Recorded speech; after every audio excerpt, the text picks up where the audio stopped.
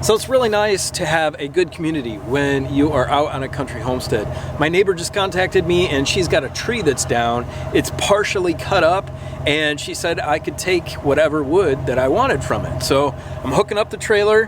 While I still have it, this is my buddy Josh's, but I'm hooking up the trailer and running over there right now so I can get some firewood.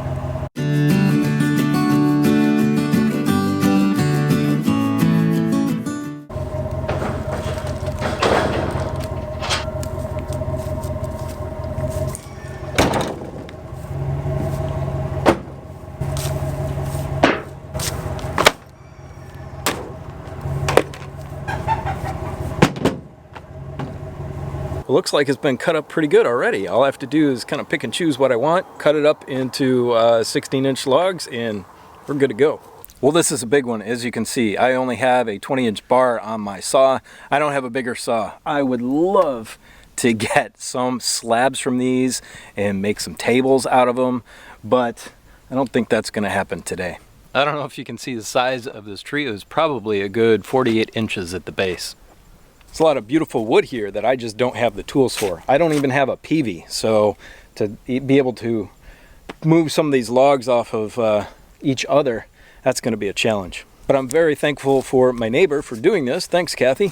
And we will get what we can get today. I think I'm going to try to use my chopping axe here as a peavey. I'm going to stick it in the logs and kind of try to pull them down off the top of the pile and move them around with this.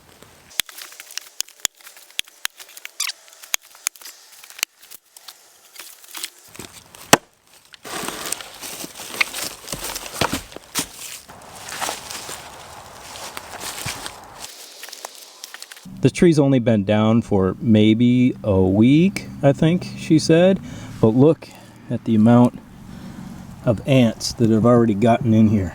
That's Texas for you. So this thing is completely overrun with ants already trying to make their home.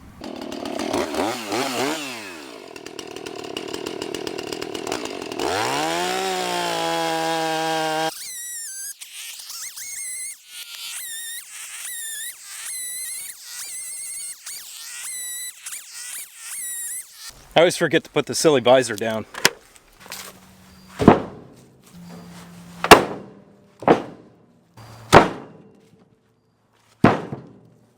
This one's so beautiful. I only brought one wedge with me, so let's see if I can get it through. Like I said, I've got a short bar.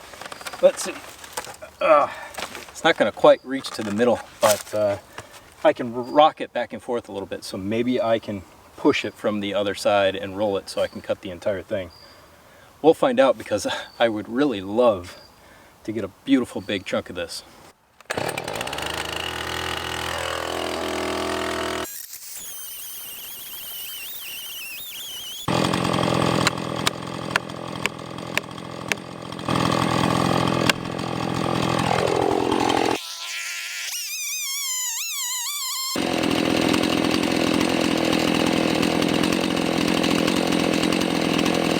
Well, I got it. As you can see, it took me a long time. It took me way more time than I thought it would, because I can't cut straight. I can't keep my blade or my bar straight. So if I could keep it straight, it would have taken me a quarter of the time. And now I got to roll this beauty into the trailer. I'm not going to take another one today. I might come back and get them. Maybe upgrade the bar on my saw to the biggest that saw can take. I don't have the funds to buy a new saw right now.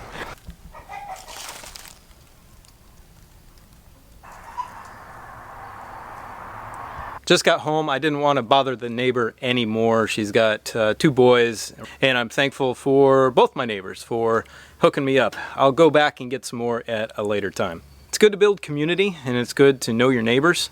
And these neighbors have helped me out before. They let me borrow their tractor implements whenever I need them, which is very nice. And come get this tree, and I bring them extra fruit and vegetables from the garden. So it's kind of like, you know, a big sharing community. Well, not much of a community. There's only 3 of us. I don't know anybody else in the area. They're quite far away. A lot of people have mentioned in the comments before about building community. Well, sometimes it's a little tough if you are a great distance from your neighbors, or if your goals maybe just don't meet. And I know out here in the countryside in Texas, most people are hardworking, and they don't necessarily work off their land anymore, maybe running cattle or, you know, cutting hay fields or doing whatever, but most people have kind of a regular job and travel into the larger cities. But it's still good to connect with them. I gotta say though, with building community out in the countryside, you really need to know what your neighbors' values are, because you could have different values. That doesn't mean you can't be friends and neighborly, but if you're gonna have a tight-knit group of people, a network of people, it's really pretty solid idea to be like-minded. You might agree with me or not agree with me, and that's okay, because that's my opinion, and that's your opinion, and we can agree to disagree. I gotta tell you, recently with some commenters on my channel that I banned, I wouldn't want to be their neighbor. And that's okay, we don't need to get along with everybody in the entire world. Who was it, Abe Lincoln, who said you'll never please 100% of the people 100% of the time? Well, you're going to never be friends with 100% of the people 100% of the time. But what I do want you to do is never lose your Christ-like character.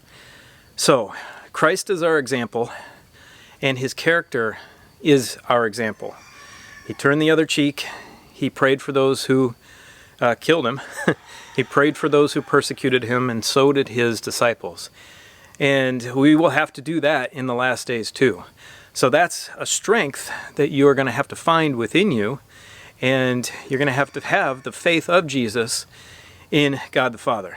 And if you can find neighbors that think like that, that is a huge blessing. So like the story of the Good Samaritan, be kind and good to each other. We are all neighbors. And if there's someone who's not being kind or good to you, just move on. Be kind to them, and try your best to avoid them, I guess. Now it's time for me to unload. Have a beautiful, blessed day. We'll see you next time. Bye.